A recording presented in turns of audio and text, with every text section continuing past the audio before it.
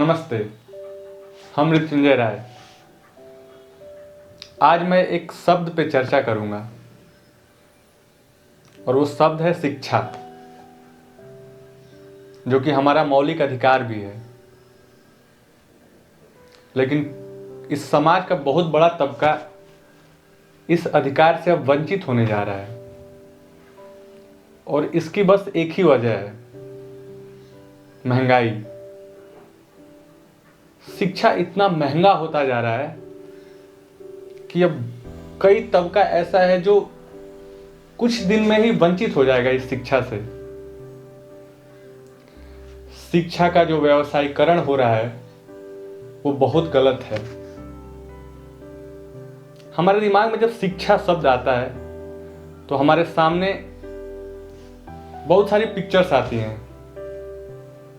उनमें से 4 जो मेरे सामने आता है, आपके भी सामने आता होगा, उसको मैं आपके सामने रख रहा हूं। जैसे ही हमारे दिमाग में शिक्षा शब्द आता है, हमारे सामने ऊंची मकान, रंग बिरंगे ड्रेस, भारी बस्ता और मोटी फीस, ये हमारे सामने उभर कर आता है। और इन 4 चीजों के पीछे का जो व्यवसाय है वो मैं आपको बता रहा हूं।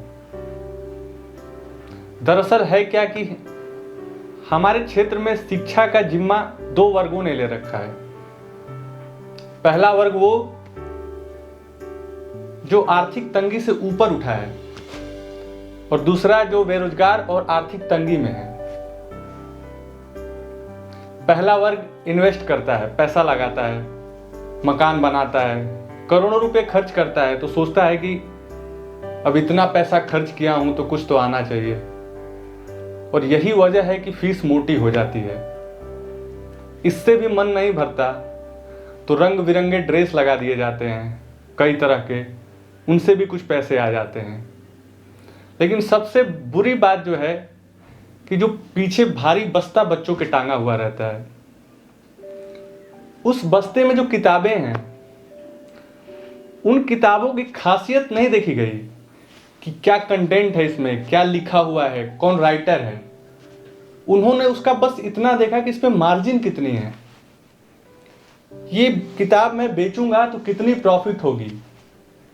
बहुत सारी अनवांटेड बुक्स भी लगा दी जाती हैं सिर्फ इसी वजह से कि एक मोटी कमाई हो।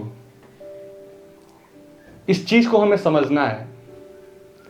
फिर दूसरा खेल आता है कि धंधा चलेगा कैसे लंबा, तो उस धंधे को चलाने के लिए परसेंटेज का खेल खेला जाता है स्कूलों में, प्रतिशत का खेल। और वो प्रतिशत का खेल मैं आपको बता रहा हूं। बच्चा स्कूल जाता है, क्लास में बैठता है, उसी टीचर से पढ़ता है, फिर वही बच्चा उसी टीचर से घर पे ट्यूशन लेता है।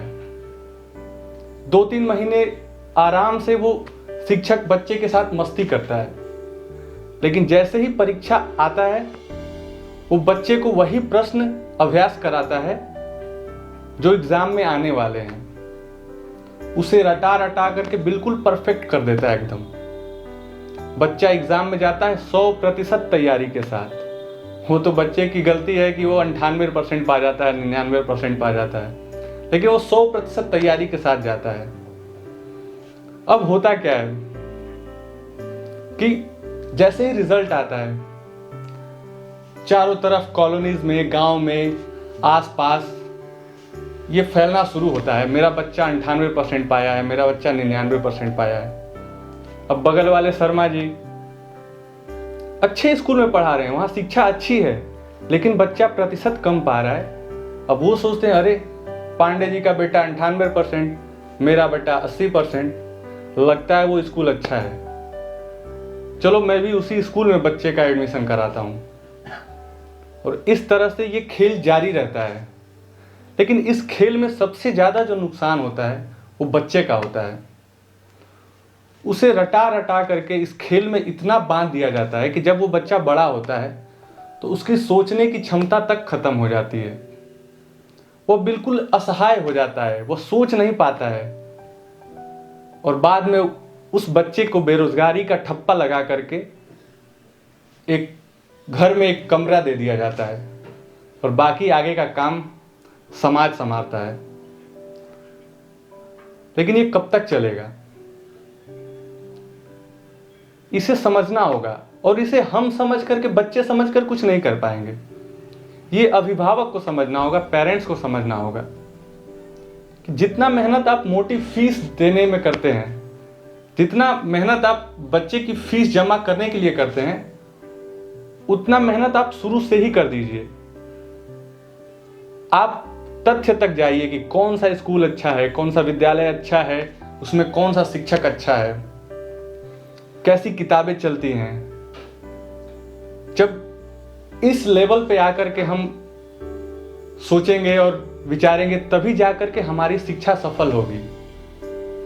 नहीं तो जो व्यापार चल रहा है, कुछ लोगों के उसमें फायदे हैं, ये चलता रहेगा।